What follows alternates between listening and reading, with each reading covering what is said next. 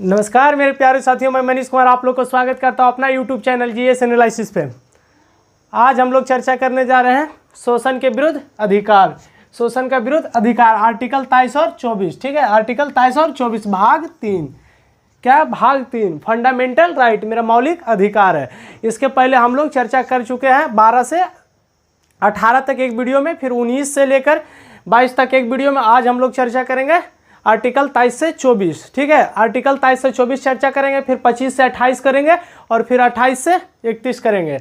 तो पहले आइए चलिए हम लोग देखते हैं आर्टिकल 23 को। आर्टिकल 23 है, यहाँ पे क्या बोला गया 23 और 24 पे पहले क्या बोला गया कि शोषण का विरुद्ध अधिकार। आपके ऊपर शोषण करता है कोई भी व्यक्ति तो उनका आपका क्या अधिकार है। ठीक है, आपका क्या अधिकार है। आपके ऊपर कोई भी व्यक्ति क्या कर सकता है, शोषण नहीं कर सकता है। तो आपके ऊपर अगर कोई शोषण करता है तो आपका क्या अधिकार है, उसी के ऊपर हम लोग आज चर्चा करेंगे। भाग 3 का ही है, यह भाग 3 का ही है। ठीक है, तो अनुच्छेद 23 यहाँ पे क्या लिखा हुआ है, अनुच्छेद 23। तो पहले हम लोग देखेंगे अनुच्छेद 23 को। ठीक है, कि अनुच्छेद 23 क्या है। यहाँ पर बोलता है दुर्व्यापार और तस्करी, मतलब दुर्व्यापार और तस्करी पे रोक है। यहाँ बोल रहा है शोषण का विरुद्ध अधिकार। अगर दुर्व्यापार और तस्करी, अगर आपके साथ कोई दुर्व्यापार और तस्करी आपका करता है तो उस पर क्या है, रोक है। आप मानव का किसी के साथ दुर्व्यापार और तस्करी नहीं कर सकते, जिसका बोलता है ट्रैफिकिंग। ट्रैफिकिंग मानव का कोई दुर्व्यापार। पहले के ज़माने में क्या होता था कि मानव का दुर्व्यापार होता था, मानव को माँ से अलग करके बच्चे को बेच दिया जाता था। यहाँ पर बोला गया दुर्व्यापार। दुर्व्यापार अभी भी होता है अभी, लेकिन इस पर क्या है, अगर आपके साथ अगर ऐसा होता है तो आप तुरंत केस कर सकते हैं, आप तुरंत सुप्रीम कोर्ट या हाई कोर्ट जा सकते हैं। दुर्व्यापार जैसे छोटे छोटे बच्चों को क्या करता था, व्यापार किया जाता था और बच्चे को हाथ पैर तोड़ के भीख मंगवाया जाता था, ऐसा होता है। ठीक है, तो यहाँ पर क्या बोला गया, दुर्व्यापार। तस्करी, आप मानव का तस्करी नहीं कर सकते। अगर आपका कोई तस्करी करता है तो उसके खिलाफ कानूनी कार्रवाई होगा। ठीक है, तो यहाँ पर बोला गया तस्करी, ट्रैफिकिंग, इसी को हम लोग बोलते हैं क्या, ट्रैफिकिंग, इसी को बोलते हैं क्या, ट्रैफिकिंग। ठीक है, बेगारी, बेगारी या बंधुआ मजदूर आपको कोई नहीं बना सकता है। आर्टिकल 23 कहता है कि बेगारी या बंधुआ मजदूर आपको कोई नहीं बना सकता। पहले हम लोग देखते हैं बंधुआ मजदूर। बंधुआ मजदूर उसके कहते हैं मेरे प्यारे साथियों, उसको कहते हैं जैसे कि आप किसी से कर्ज लिए। पहले साहूकार होते थे, तो साहूकार से क्या होता था कि लोग कर्ज बहुत सारा ले लेते थे और क्या होता था कि चुका नहीं पाते थे। बात के माने कोई किसान है, ठीक है, एक किसान है, वो क्या किया, किसान है और ये यहाँ पे किसान क्या किया, कर्ज ले लिया, किसी व्यक्ति से कर्ज ले लिया। ठीक है, ये कर्ज ले लिया और ये क्या हुआ कि इसका फसल इस बार नहीं हो पाया, समझिए फसल बर्बाद हो गया इसका। ठीक है, इसका फसल क्या हुआ, बर्बाद हो गया किसान का। तो किसान इस साहूकार को पैसा कहाँ से चुका पाएगा, साहूकार। ठीक है, साहूकार, तो साहूकार का पैसा चुका पाएगा, नहीं चुका पाएगा। तो ये अगले बार क्या करेगा कि अगले बार जब इसका होगा तो ये अगले बार अपने परिवार का देखेगा कि साहूकार का पैसा चुकाएगा। तो इसी के ऊपर क्या करता था, साहूकार किसी को बंधुआ मजदूर बना लेता था कि मेरे यहाँ इतना दिन तुम काम करो, उसके बाद तुम्हारा क्या होगा, पैसा जो हमसे लिए हो वो चुकता होगा। तो यहाँ पर बोला गया कि बंधुआ मजदूर के खिलाफ क्या है, शोषण के विरुद्ध अधिकार, मतलब बंधुआ मजदूर आप किसी को नहीं बना सकते, कोई भी व्यक्ति को आप बंधुआ मजदूर अब नहीं बना सकते। तो जैसे कि किसानों को पहले बहुत ज़्यादा बंधुआ मजदूर बनाया जाता था, बड़े बड़े किसानों के द्वारा, साहूकारों के द्वारा। तो यहाँ पर दलित लोगों पर भी बहुत शोषण हुआ, इसमें बंधुआ मजदूर दलित लोगों को बना लिया जाता था। उसमें उसको चावल या गेहूं पहले दे दिया जाता था बहुत सारा खाने के लिए, उसका बाद बेचारा चुका नहीं पाता था और बंधुआ मजदूर के रूप में वो काम करता था। तो अब बंधुआ मजदूर आप किसी को नहीं बना सकते। ठीक है, आप बोलता है बेगारी। बेगारी किसको कहते हैं, जैसे कि मान लीजिए कि आप कोई एक समझ लीजिए कि एक कोई कार वाला है, कोई कार वाला व्यक्ति है, आप उसको फ़ोन करके बुलाएं, जैसे कि ओला चलता, ओला यूबर चल रहा है। ठीक है, तो ओला यूबर चल रहा है तो उसको आप फ़ोन करके बुलाएं कि हमको यहाँ जाना है। तो आप ओला बुक किया, उसका बाद आया ओला वाला। ठीक है, आप उस जगह पहुँच के उसको 1 रुपया पकड़वा दिए, बोलो कि लो 1 रुपया जाओ। तो यहाँ पे क्या हुआ कि वो बोलेगा कि तुम्हारा बेगारी कर रहे हैं। तो यहाँ आप किसी पे क्या कर सकते हैं, बेगारी भी नहीं करवा सकते। यहाँ को क्या कर सकते हैं, किसी को बेगारी आप नहीं करवा सकते। तो यहाँ बोला गया कि बेगारी और बंधुआ मजदूर पे क्या है, रोक है। ठीक है, आप किसी को 1 रुपया नहीं ना दे सकते हैं जी, आप उसको बुक करके बुलाए हैं तो आप 1 रुपया नहीं दे सकते। बात के माने कोई रिक्शा वाला है, रिक्शा वाला को बोलिएगा कि हमको इस जगह जाना है, तो इस जगह का किराया 10 रुपया। आपको मान लीजिए कि कहीं जाना है, कहीं से कहीं जाना है, तो उसका किराया 10 रुपया। आप यहाँ से चढ़े इस जगह पहुँच के आप क्या कीजिएगा, उसको 1 रुपया थमा दीजिएगा। ऐसा कीजिएगा तो आपको क्या हो जाएगा, आपके ऊपर कार्रवाई होगी। यहाँ पर क्या बोला गया कि वो आपका क्या कर रहा है, बेगारी नहीं कर रहा है, वो क्या कर रहा है, बेगारी नहीं कर रहा। तो यहाँ पर बोला गया कि बंधुआ मजदूर या किसी को बेगारी नहीं करवा सकते हैं। ठीक है, यहाँ पर किसी को बेगारी नहीं करवा सकते, इसको बोलते हैं बॉन्डेड लेबर, इसको बोलते हैं इंग्लिश में बॉन्डेड लेबर, आप बोलते हैं फोर्सेड। क्या है? फोर्स्ड। फोर्स्ड क्या है? बालात्श्रम। बालात्श्रम का मतलब क्या होता है कि आप कोई भी व्यक्ति को उनके मन के मुताबिक से ज़्यादा काम नहीं करवा सकते। बालात्श्रम, जैसे कि कोई व्यक्ति है आपके यहाँ काम करने के लिए आया, ठीक है, बालात्श्रम। इसको थोड़ा सा मिटा देते हैं, एक सेकेंड। हाँ, जैसे कि समझिए बालात्श्रम, कोई व्यक्ति है, ठीक है, आपके यहाँ काम करने के लिए आया, बात के माने उसका तबीयत बीच में क्या हुआ? खराब हो गया, बोल रहा है मालिक अब हम काम नहीं कर पाएंगे, ठीक है, हम काम अब नहीं कर पाएंगे, जो हम दिन भर में काम किए हैं उसका 2 बजे तक बात के माने वो काम किया, तो 2 बजे तक उसका जो मजदूरी होता है क्या है वो दे दीजिए, ठीक है, हम अब काम नहीं कर पाएंगे। तो उसको क्या है? बालात्श्रम अब जबरदस्ती नहीं करवा सकते कि हाँ तुम करबे करो, ऐसा तुम करबे करो। पहले ऐसा कोयला के खदानों में किया जाता था, ठीक है, बड़े बड़े कल कारखानों में क्या करा जाता था? बालात्श्रम करवाया जाता, जबरदस्ती काम करवाया जाता था कि नहीं तुम करबे करेगा। ऐसा अब नहीं करना है, ठीक है, ऐसा अब क्या करना है? नहीं करना है। ऐसा आप करते हैं तो क्या है? आपके ऊपर कार्रवाई होगी। तो यहाँ पे क्या है? बालात्श्रम नहीं करवा सकते। लेकिन हाँ, यहाँ पे एक अपवाद भी है। अपवाद क्या है मेरे प्यारे साथियों? कि वट मतलब राष्ट्रहित और आपातकाल में, जैसे कि राष्ट्रहित और आपातकाल में अगर देश में किसी भी प्रकार का क्या आ गया? राष्ट्रहित आपातकाल देश में आ गया, अगर राष्ट्रहित के प्रति आपातकाल कोई चीज़ आ जाता है, जैसे कि हमारे देश के ऊपर कोई आक्रमण कर दिया, बाहरी आक्रमण हो गया, तो यहाँ पे क्या है कि जो हमारे एनसीसी है, जिनको ट्रेनिंग दिया जाता है कॉलेज में ट्रेनिंग जिनको दिया जाता है एनसीसी का, जिनको गोली चलाने का अनुभव है या शस्त्र यूज करने का अनुभव, तो उनको क्या है? जबरदस्ती भी आपको क्या करेगा? यहाँ पे बुलाया जाएगा। आपको क्या करेगा? बुलाया जाएगा। तो आप इस समय आप नहीं कीजिएगा, कहिएगा कि मेरा मौलिक अधिकार है, हमको जबरदस्ती क्यों बुलाया जा रहा है। आपका यह क्या है? राष्ट्रहित में क्या है? आपका रक्षा करना कर्तव्य है, राष्ट्र का आपका रक्षा करना क्या है? कर्तव्य है। यहाँ पर आपातकाल के समय भी क्या है? आपको बुलाया जा सकता है, फोर्स करके बुलाया जा सकता है। यहाँ में आप सुप्रीम कोर्ट या हाई कोर्ट नहीं जा सकते इसके खिलाफ, ठीक है। जैसे कि एनसीसी के ऊपर सरकार क्या करती है? खर्च करती है और उसको क्या देती है? ट्रेनिंग देती है, ठीक है, उसको ट्रेनिंग देती है। तो यहाँ पे क्या है? राष्ट्रहित में आप जा सकते हैं। यहाँ पे आप ये नहीं कहिएगा कि हम नहीं जाएंगे, हमको जबरदस्ती तुम नहीं ले जाएगा, ठीक है। ये भी हम आपको बता रहे हैं। सिर्फ यही नहीं है, इसके में फिर ये भी है, इसका भी ध्यान रखिएगा। तो हम आर्टिकल 23 को देख चुके हैं, अब हम देखेंगे आर्टिकल 24 में क्या क्या चीजें लिखी हुई है, ठीक है। अगर अच्छा लगे तो इसको नोट कर लीजिए। हम लोग देखेंगे आर्टिकल 24 को। अब हम लोग देखेंगे क्या? आर्टिकल 24 को, ठीक है, कि आर्टिकल 24 क्या कहता है। आर्टिकल 24 पे अब चर्चा करेंगे। क्या बोलता है कि बाल नियोजन पर प्रतिबंध। बाल नियोजन पर प्रतिबंध 14 वर्ष से कम उम्र के आयु के बच्चे को, 14 वर्ष से कम उम्र के आयु के बच्चे पर क्या है? बाल नियोजन पर क्या है? प्रतिबंध है। क्या है? बाल नियोजन पर प्रतिबंध। यहाँ पर बोल रहा है मेरे प्यारे साथियों कि बाल नियोजन पर प्रतिबंध। जो अब छोटे छोटे बालक हैं उनको क्या कर सकते हैं? उनको काम नहीं करवा सकते। 24 से 14 याद रखिएगा, ठीक है। 24 और 14 मतलब 10 का डिफरेंट। 24 और 14 मतलब कितने ईयर का बच्चों का? 14 साल के बच्चों के। कितने वर्ष के? 14 साल के। तो यहाँ पे क्या कर रहा है? आर्टिकल 24 कर रहा है कि बाल नियोजन पर प्रतिबंध। क्या कर रहा है? बाल नियोजन पर प्रतिबंध। जो छोटे बच्चे रहेंगे उस पर क्या है? काम कराने पर प्रतिबंध। कितने उम्र तक? 14 साल से कम उम्र के आयु के बच्चे को कहाँ का आप काम नहीं करवा सकते? देखिए, फैक्ट्री में, कारखाना में, खदान में और खतरनाक काम में। यहाँ पर बोला गया मेरे प्यारे साथियों कि शोषण के विरुद्ध अधिकार। तो यहाँ शोषण के विरुद्ध भी अधिकार है। बच्चों पर भी बहुत ज़्यादा शोषण होता है। बच्चों पर भी क्या है? बहुत ज़्यादा शोषण होता है, ठीक है। तो यहाँ पर बोला गया कि 14 वर्ष से कम आयु के बच्चे को आप क्या नहीं करवा सकते? काम नहीं करवा सकते। कहाँ कहाँ काम नहीं करवा सकते? खदान में आप कहीं काम नहीं करवा सकते, कारखाना में आप कहीं काम नहीं करवा सकते, ठीक है। कारखाना में कोई भी कारखाना हो, लोहा का कारखाना हो या जूता बनने का कारखाना हो या कुछ भी चीज़ का कारखाना हो, वहाँ पर आप क्या कर सकते हैं?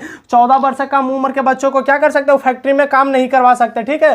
फैक्ट्री में काम नहीं करवा सकते। खदान में, जहां माइन, जहां से कोयला निकलता है, वहां पर अब 14 साल के कम उम्र के बच्चों को नहीं लगा सकते, ठीक है। वहां से 14 साल के उम्र के कम बच्चों को नहीं लगा सकते। कभी कभी क्या होता है दोस्त? माइन फंस जाता है, ठीक है, उसमें पानी आ जाता है या फिर इसमें माइन में आग लग जाता है, तो उसमें क्या है? खतरा बना हुआ रहता है। उसमें क्या है? माइन में हमेशा खतरा बना हुआ रहता है, ठीक है। खदान में हमेशा खतरा बना हुआ रहता है। तो इसमें 14 वर्ष से कम उम्र के बच्चों को यहाँ पर भी क्या है? प्रतिबंध है। यहाँ पर आप क्या कर सकते हैं? काम नहीं करवा सकते हैं। खतरनाक काम, डेंजर काम में आप बच्चों को नहीं लगवा सकते हैं, ठीक है। डेंजर काम में आप बच्चों को क्या कर सकते हैं? नहीं लगवा सकते। कोई भी डेंजर जैसा काम हो आप बच्चों को नहीं लगवा सकते। जैसे कि पटाखा उद्योग, पटाखा उद्योग में आप बच्चों को नहीं काम करवा सकते, ठीक है। पटाखा फैक्ट्री में बच्चों से काम नहीं करवा सकते। 14 साल के बच्चों से डेंजर वर्क आप नहीं करवा सकते, ठीक है। सबसे बड़ा पटाखा उद्योग कहाँ है? शिवकाशी में। सबसे बड़ा भारत में पटाखा उद्योग कहाँ है? शिवकाशी में। शिवकाशी कहाँ पड़ता है? तमिलनाडु में पड़ता है, ठीक है। शिवकाशी कहाँ पड़ता है? तमिलनाडु में पड़ता है। तो यहाँ पर सबसे बड़ा पटाखा उद्योग कहाँ है? शिव काशी। शिव से शंकर भगवान, और काशी से मतलब शंकर भगवान को सबसे ज़्यादा क्या पसंद है? काशी। सबसे बढ़िया गंगा कहाँ की मानी जाती? काशी के, ठीक है। तो यहाँ बोलता है शिव काशी। तो शिव काशी कहाँ है? तमिलनाडु में। शिव काशी कहाँ है? तमिलनाडु में, ठीक है। तो शिव काशी कहाँ है? तमिलनाडु में। सबसे बड़ा पटाखा उद्योग शिव काशी तमिलनाडु में, ठीक है।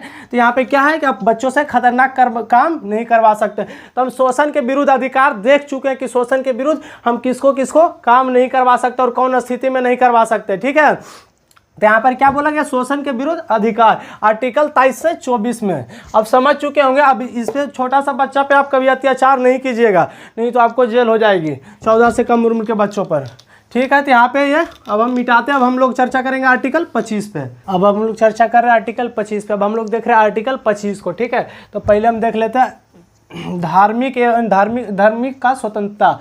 क्या है? धार्मिक स्वतंत्रता का अधिकार। धार्मिक स्वतंत्रता का अधिकार यहाँ पर बोला गया मेरे प्यारे साथियों, धार्मिक स्वतंत्रता का अधिकार आर्टिकल 25 से 28 में चर्चा किया गया कि आप कोई भी धर्म को मानने के लिए क्या है? बाध है। कोई भी धर्म को पूजा करने के लिए आप क्या है? बाध है, ठीक है। आपको ऐसे कोई नहीं रोकेगा, अपना धर्म प्रचार आप कर सकते हैं। तो यहाँ पर क्या बोला गया? धार्मिक स्वतंत्रता का अधिकार। आप कोई भी धर्म मान सकते हैं, ठीक है। कोई भी धर्म आप क्या कर सकते हैं? मान सकते हैं। तो यहाँ पे आर्टिकल 25 में क्या कहता है ये देखते हैं। अनुच्छेद 25 में बोलता है व्यक्तिगत स्वतंत्रता, ठीक है। व्यक्तिगत स्वतंत्रता, किसी भी व्यक्ति को कोई धर्म मानने का अधिकार है, वो क्या है? स्वतंत्र है। कोई भी धर्म मानने के लिए कोई क्या है? स्वतंत्र है। यहाँ पर आर्टिकल 25 मेरा बोल रहा है कि व्यक्तिगत स्वतंत्रता, किसी भी धर्म मानना क्या है? उसका अधिकार है। कोई भी धर्म वो मान सकता है, क्या? उसका अधिकार है, ठीक है। इसका व्यक्तिगत स्वतंत्रता है। लेकिन हाँ, इसी में कहा गया कि किसी को आप जबरदस्ती धर्म परिवर्तन नहीं करा सकते। यहाँ पर क्या करा सकते हैं? धर्म परिवर्तन नहीं करा सकते, ठीक है। धर्म परिवर्तन यहाँ पर आप क्या करा सकते हैं? धर्म परिवर्तन नहीं करा सकते। किसी भी धर्म को मानने के लिए क्या है? मानना सही है, ठीक है। किसी भी धर्म को क्या है? मानना सही है। लेकिन आप किसी को क्या करा सकते हैं? धर्म परिवर्तन नहीं करा सकते। यहाँ पर किसी को धर्म परिवर्तन आप नहीं करा सकते। जैसे लव जिहाद इसी को बोलते हैं। कोई भी व्यक्ति, मुस्लिम व्यक्ति, जैसे हिंदू लड़की से शादी कर लिया या हिंदू लड़का मुस्लिम लड़की से क्या किया? शादी कर लिया, और वो उसका क्या करा रहा है? धर्म परिवर्तन करा रहा है। तो ये क्या है? मान्य नहीं होगा। ये क्या है? मान्य नहीं होगा, ये गलत होगा। आपको किसी भी धर्म का मानने का अधिकार है। आप जो धर्म मानना है मानिए, लेकिन उस धर्म में आप हेल नहीं जाइए। उस धर्म में क्या है? हेलना आपको नहीं है, ठीक है। वो धर्म में आपको क्या करना है? हेलना नहीं। आपको धर्म मानने का अधिकार। आप धर्म मानिए ना, आपको कोई दिक्कत नहीं, आप कोई भी धर्म मान सकते हैं। लेकिन वो धर्म में क्या करना है? हेलना नहीं। आप किसी को जबरदस्ती धर्म परिवर्तन नहीं करा सकते। वो चाहेगी और वो चाहेगा तभी वो धर्म परिवर्तन कर सकता। ऐसे वो धर्म परिवर्तन आप उसको जबरदस्ती नहीं करा सकते हैं, ठीक है। आप धर्म परिवर्तन क्या करा सकते हैं? नहीं करा सकते किसी भी व्यक्ति को। और किसी भी व्यक्ति क्या है? किसी भी धर्म मानने के लिए क्या है? स्वतंत्र है। हम लोग आर्टिकल 25 पे थे, ठीक है। थोड़ा सा टेक्निकल इशू आ गया था लाइट का, इसके वजह से थोड़ा सा बीच में प्रॉब्लम आ गया था। तो हम लोग क्या देख रहे थे? आर्टिकल 25 को। किसी भी धर्म को हम लोग को क्या है? मानने का स्वतंत्रता है, ठीक है। कोई भी धर्म को हम मान सकते हैं, लेकिन हम उसका क्या नहीं करा सकते? धर्म परिवर्तन नहीं करा सकते। तो यह हम देख चुके थे आर्टिकल 25 को। तब हम लोग चर्चा कर रहे हैं आर्टिकल 26 को, ठीक है। यहाँ पे क्या बोला गया? हाँ सॉरी, व्यक्ति की धार्मिक कार्य। अब यहाँ पर बोला गया व्यक्ति का धार्मिक कार्य। सेकेंड में बोला गया कि व्यक्ति का धार्मिक कार्य, और व्यक्ति कोई भी धर्म क्या कर सकता है? कोई भी धार्मिक कार्य कर सकता है। जैसे कि होली, दिवाली मना सकता है, ठीक है। व्यक्ति क्या कर सकता है? तो कोई भी धार्मिक कार्य कर सकता है। धार्मिक कार्य करने के लिए क्या? वो स्वतंत्र है। आर्टिकल 25 का सेकंड बोलता है, सेकंड पार्ट बोलता है कि कोई भी व्यक्ति धार्मिक कार्य करने के लिए क्या है? स्वतंत्र है। कोई भी होली और दिवाली मना सकता है, ईद मना सकता है, होली दिवाली मना सकता है। कोई भी अपना धर्म क्या कर सकता है? मना सकता है। अपना रीति रिवाज को वो मान सकता है, ठीक है। आर्टिकल 25 का 3 क्लॉज क्या कहता है? धार्मिक प्रचार। और धार्मिक प्रचार, कोई भी व्यक्ति अपना धर्म का क्या कर सकता है? प्रचार कर सकता है। कोई भी व्यक्ति धर्म को क्या कर सकता है? प्रचार कर सकता है, ठीक है। तो यहाँ पे पहला क्या बोला गया कि धार्मिक, किसी भी धर्म को मानने की क्या है? स्वतंत्रता है। उसके बाद क्या बोला गया? धार्मिक कार्य, कोई भी व्यक्ति धार्मिक कार्य अपना कर सकता है। जैसे कि होली, दिवाली, दुर्गा पूजा, ये सब क्या है? मनाने की छूट है। कोई भी व्यक्ति क्या कर सकता है? होली, दिवाली, दुर्गा पूजा, कोई भी चीज़ अपना रीति रिवाज से वो क्या कर सकता है? मना सकता है। ईद, ये सब। और धार्मिक प्रचार, कोई भी व्यक्ति अपना धर्म प्रचार करने के लिए क्या है? स्वतंत्र है। कोई भी व्यक्ति धर्म प्रचार करने के लिए क्या है? स्वतंत्र है, ठीक है। तो धार्मिक प्रचार के लिए यहाँ पे क्या है? स्वतंत्र है। एग्जाम्पल जैसे सिख को कृपान रखने का, जैसे कि तलवार रखता है, सिख को तलवार रखने का छूट है, ठीक है। सिख जो रहते हैं हमारे, सिख सब है, बाय गुरु जो बोलते हैं, उनको क्या है? सिख को कृपान रखने का छूट है। कृपान का मतलब क्या होता है? तलवार, ठीक है। जैसे कि महिला को बुर्का, जैसे महिला को मुस्लिम में क्या है कि बुर्का पहनने की छूट है, ठीक है। मुस्लिम में बुर्का पहनने की छूट है। मुस्लिम जो रहेगी वो क्या क्या कर सकती है, बुर्का पहन सकती है। जैसे हिंदू महिलाएं सिंदूर करती, हमारे हिंदू महिलाएं क्या करती है, सिंदूर करती है। तो हमारी हिंदू महिलाएं के सिंदूर करने की क्या है, आज़ादी है। तो हमको क्या है, यहाँ पर बोला गया धार्मिक स्वतंत्रता, धार्मिक स्वतंत्रता का अधिकार। हम कोई भी धर्म को मान सकते हैं, हम कोई भी धर्म को प्रचार कर सकते हैं, हम कोई भी पर्व मना सकते हैं, हमको ये सब करने का क्या है, छूट है यहाँ पे। अब हम लोग देखते हैं आर्टिकल 26 को। आर्टिकल 26 क्या बोलता है, आर्टिकल 26 बोलता है कि धार्मिक कार्यों का प्रावधान, मतलब धार्मिक कार्यों का प्रावधान, आप कोई भी धार्मिक कार्य कर सकते हैं, जैसे कि जग या यज्ञ, उसी को बोलते हैं यज्ञ, ठीक है। जैसे कि आप यज्ञ करवा सकते हैं, ठीक है। आप धार्मिक सामूहिक स्वतंत्रता है, आपको क्या है, सामूहिक स्वतंत्रता, किसी भी धार्मिक कार्य करने के लिए क्या है, तो आपको स्वतंत्रता है, ठीक है। धार्मिक कार्य का प्रावधान, धार्मिक कार्य का प्रावधान मतलब सामूहिक स्वतंत्रता, मतलब सामूहिक स्वतंत्रता, कोई भी सामूहिक कार्य करने के लिए क्या आप स्वतंत्र है। जैसे कि स्थापना, किसी भी मंदिर का आपको क्या करना, धार्मिक मंदिर को स्थापना करना, तब धार्मिक मंदिर को स्थापना कीजिए, ठीक है। क्या कर रहा है, धार्मिक मंदिर को स्थापना कीजिए। जैसे कि वो मंदिर में तो एक क्या रहता है, ट्रस्ट, एक बक्सा लगा हुआ रहता है, उसमें क्या है, पैसा, सब अपने पैसा देने का माने क्या है, संपत्ति देने का माने। धार्मिक कार्य में क्या कीजिए, अपना संपत्ति दे सकते हैं, लेकिन वो संपत्ति से जो आप संपत्ति ट्रस्ट के रूप में दे रहे हैं, उससे क्या होना चाहिए, वैधानिक कार्य होना चाहिए, उससे क्या होना चाहिए, वैधानिक कार्य होना चाहिए। ये नहीं कि वो ट्रस्ट के पैसा से आप आतंकवादी को बढ़ावा दे रहे हैं, ऐसा आप कभी नहीं कर सकते, ठीक है। ये नहीं कि इंडिया में आकर आप आतंकवादी को बढ़ावा दे रहे हैं इंडिया, ठीक है। यहाँ पे क्या है, धार्मिक कार्य करने की आपको स्वतंत्रता, स्थापना, कोई भी धर्म की आप स्थापना कर सकते हैं। किसी कोई उस संपत्ति है जो धार्मिक कार्य में ट्रस्ट का पैसा, उससे आप वैधानिक कार्य कर सकते हैं, ठीक है, संवैधानिक कार्य कर सकते हैं। वो ये नहीं कि आप ये पैसा से आप आतंकवाद को बढ़ावा दीजिएगा, ऐसा नहीं करने को आपको मिलेगा, ऐसा करने के लिए आपको नहीं मिलेगा। तो आर्टिकल 26 क्या करता है कि आप क्या कर सकते हैं, सामूहिक स्वतंत्रता, आपको सामूहिक स्वतंत्रता, समूह बनाकर क्या कर सकते हैं, आप किसी धर्म का स्थापना कर सकते हैं, किसी धर्म का प्रचार कर सकते हैं, ठीक है। यहाँ पे आपको क्या है, छूट है, ठीक है, धार्मिक छूट है। यहाँ पे संपत्ति का यहाँ पे क्या है, यहाँ पे वैधानिक खर्च होना चाहिए, ठीक है, संवैधानिक खर्च होना चाहिए। यहाँ पे ये नहीं कि आप इसके आतंकवादी को बढ़ावा दीजिएगा। तो हम लोग आर्टिकल 26 को देख लिए, इसको नोट डाउन कर लीजिएगा। आर्टिकल 27 को अब हम लोग चर्चा कर रहे हैं आर्टिकल 27 पे कि आर्टिकल 27 में क्या क्या चीज़ें हैं। इसमें बोला गया है कि धार्मिक कार्य का धन, जो धार्मिक कार्य से धन आता है उस पर क्या है, उस धन पे टैक्स नहीं लगेगा, वो धन क्या होगा, टैक्स फ्री होगा। यहाँ पे आर्टिकल 27 कहता है कि धार्मिक कार्य का धन, धार्मिक कार्य का धन पे क्या है, टैक्स नहीं लगेगा, वो टैक्स फ्री होगा। इसमें सुविधा में आपको एंट्री फीस लिया जाता है। जैसे कि अब कोई भी मंदिर में बहुत लंबा लाइन लग जाता है, तो पंडित जी आपको क्या करते हैं, एक एंट्री फीस लेते हैं और सुविधा के लिए आपको जल्दी से वहाँ क्या करते हैं, पूजा करवा देते हैं। उसी में आता है बहुत सारा VIP टिकट है, ठीक है, जैसे कि 250-300 रुपये का टिकट आता है यहाँ पे VIP टिकट। तो ये सब बड़े बड़े मंदिर में होता है, जैसे कि ओमकालेश्वर मंदिर, रथ मंदिर, ये सब मंदिर में क्या है, टिकट लगता है। जैसे कि वो आपको क्या चीज़ का लिया, वो टिकट आपको टैक्स के रूप में नहीं ले रहा है, वो एक आपको सुविधा के रूप में ले रहा है। जैसे कि VIP कार्ड आप लेते हैं, ठीक है, तो यहाँ पे एंट्री फीस लगता है सुविधा के लिए। ये नहीं कि बोलिएगा कि आपको मंदिर के ट्रस्ट के पैसा में ले रहा है, ऐसा नहीं है, ठीक है, ये आपको एंट्री फीस के रूप में ले रहा है। धार्मिक कार्य में आपको टैक्स वो नहीं ले रहा है। तो यहाँ पर बोला गया कि धार्मिक कार्य का धन में, जो धार्मिक कार्य का धन होगा उस पर क्या होगा, टैक्स फ्री होगा, ठीक है। अब हम लोग चर्चा कर रहे हैं आर्टिकल 28 को। 27 को हम देख चुके हैं, अब हम लोग चर्चा कर रहे हैं आर्टिकल 28 को। आर्टिकल 28 क्या कह रहा है कि सरकारी खर्च से चलने वाली धार्मिक संस्था, सरकारी कार्य से चलने वाली धार्मिक संस्था, उसमें कभी धार्मिक कार्य नहीं होगा, ठीक है, उसमें कभी धार्मिक कार्य नहीं होगा, धार्मिक शिक्षा नहीं दिया जाएगा। जो सरकारी कार्य से चल रही है जो भी संस्था है, स्कूल है, कॉलेज है, ठीक है, स्कूल कॉलेज, ये सब क्या है आपका, इसमें धार्मिक कार्य नहीं होगा, ठीक है, इसमें क्या होगा, धार्मिक कार्य नहीं होगा, उसमें आप धार्मिक शिक्षा नहीं दे सकते, उसमें आप क्या कर सकते हैं, धार्मिक शिक्षा नहीं दे सकते हैं।